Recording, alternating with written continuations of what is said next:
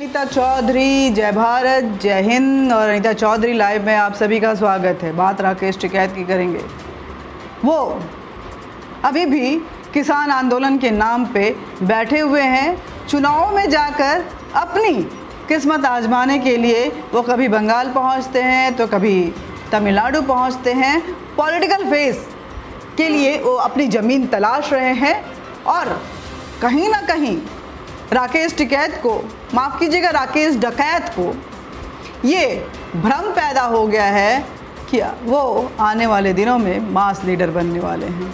लेकिन उनके भ्रम को तो उत्तर प्रदेश ने ही चकनाचूर कर दिया, जो उनका अपना जन्मस्थल है, अपनी मातृभूमि है। उत्तर प्रदेश के जिला पंचायत चुनाव में राकेश टिकैत को और राकेश टिकैत के कैंडिडेट को सिर्फ और सिर्फ 4 वोट मिले। माफ़ कीजिए, मैंने उंगलियां 5 दिखाई हैं, लेकिन वोट 4 मिले उनको सिर्फ 4 वोट मिले। अब बताइए, जिस जाट लैंड पे वो इतना उछल रहे थे, जिन जाटों की बात करके वो ये बताने की कोशिश कर रहे थे कि आज उत्तर प्रदेश में जाट अगर यूनाइट हो जाए तो पता नहीं क्या क़यामत ढा जाए। बार बार जाट महापंचायत, खाप महापंचायत और पता नहीं क्या क्या महफिलें जमा रहे थे और इन महफिलों के ज़रिए घर घर में कोरोना फैला रहे थे। दूसरी लहर के ज़िम्मेदार उत्तर प्रदेश के ये सो कॉल्ड किसान, मंडी के दलाल राकेश डकैत, जब जिला पंचायत चुनाव में अपनी किस्मत आजमाने चले तो महज 4 वोटों के साथ जनता ने उन्हें टाटा बाय बाय कर दिया। और ये 4 वोट भी मुझे लगता है कि उनकी परिवार की तरफ से ही मिला होगा। राकेश टिकैत आरएलडी के साथ मिलकर उत्तर प्रदेश के आने वाले चुनाव में, जो कि 2022 में होना है, वो उत्तर प्रदेश के मुख्यमंत्री योगी आदित्यनाथ को धूल चटवाने के दावे कर रहे हैं। किसानों का मुद्दा लेकर वो बता रहे हैं कि पूरा किसान जो है, पूरे देश का किसान उनके साथ है। लेकिन देश की छोड़िए, यहाँ तो उत्तर प्रदेश का किसान ही उनके साथ नज़र नहीं आ रहा है।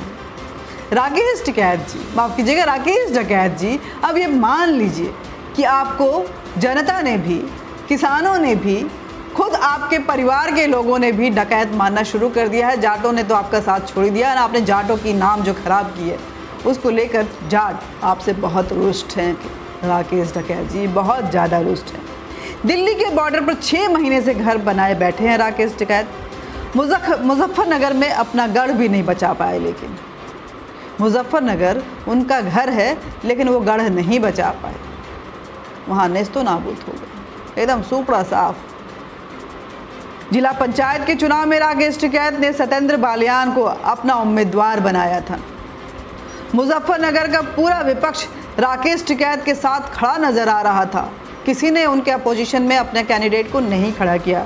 लेकिन काफ़ी कोशिशों के बाद भी सत्येंद्र बालियान जीत नहीं पाए। महज 4 वोट मिले उनको, वो भी शायद उनकी फैमिली के। राकेश डकैत खुद को लोकसभा चुनाव का दावेदार बना रहे हैं।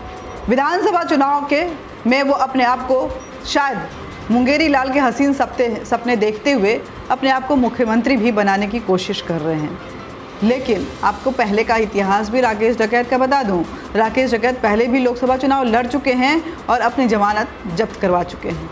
एक बार फिर अपनी ज़मीन तलाशते हुए राजनीति के मैदान में चुनावी जंग लड़ने को तैयार हुए हैं और इसकी तैयारी उन्होंने पिछले 1 साल से शुरू कर दी है। 6 महीने से तो बैठे ही हुए हैं, आप देख रहे हैं। और इसको लेकर के वो लाइमलाइट में रहे, इसलिए वो दिल्ली के लाल किले तक भी चढ़ गए, तिरंगे का अपमान भी कर दिया, गांव-गांव खाप पंचायत करके कोरोना भी फैला दिया। उसकी जिम्मेदारी योगी आदित्यनाथ के सर पे मढ़ दी, सारा ठीकरा फोड़ते हुए दूसरों पे। लेकिन फिर भी अपनी इज्जत नहीं बचा पाए राकेश डकैत। राकेश साल 2000 बाद की अगर बात करें तो लोकसभा चुनाव में राकेश डकैत ने अपने 8 प्रत्याशी खड़े किए थे और आरएलडी के साथ मिलकर इन्होंने चुनाव लड़ा था। लेकिन इनके सहित इनके सारे 8 कैंडिडेट की ज़मानत जब्त हो गई थी। ये जनाधार है राकेश डकैत का। साल 2014 में राकेश डकैत ने खुद भी लोकसभा चुनाव अमरोहा से लड़ा, लेकिन फिर वही मुंह की खानी पड़ी और 2014 में भी राकेश डकैत की जमानत जब्त हो गई थी।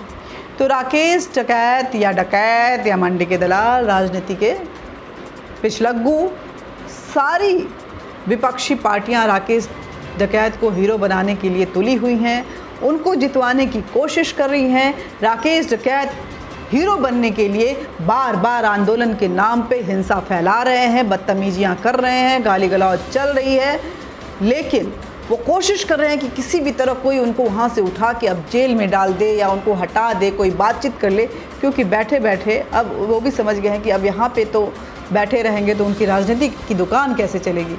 लेकिन कोई भी उनको उठाने नहीं आ रहा है, ना जेल में डालकर उनको हीरो बनाने जा रहा है। अब राकेश डकैत अपने ही बुने जाल में फंसे हुए हैं। मोदी जी उनकी सुध ले नहीं रहे हैं और मोदी जी ने इतनी शातिर तरीके से, इतनी चालाकी के साथ राकेश डकैत के उन सारे मंसूबों को ख़त्म कर दिया कि राकेश डकैत को पता भी नहीं चला और उनके नीचे की ज़मीन खिसक गई।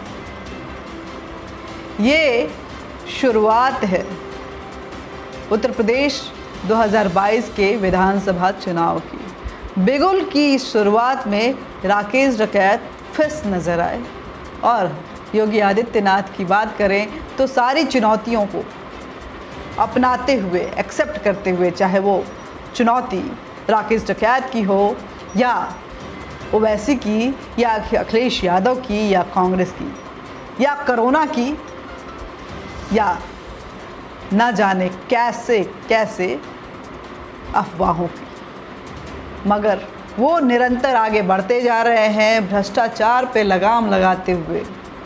जो क्रिमिनल्स हैं, जो भ्रष्टाचारी हैं, जो माफिया गैंग है, उनको नेस्तो नाबूद करते हुए, उत्तर प्रदेश को शांति प्रदेश बनाते हुए वो अपना परचम लहरा रहे हैं। देखना होगा कि 2022 के इस विधानसभा चुनाव में आखिर योगी आदित्यनाथ अपने 304 सीटों के इस रिकॉर्ड को तोड़ते हैं या ग्राफ नीचे गिरता है।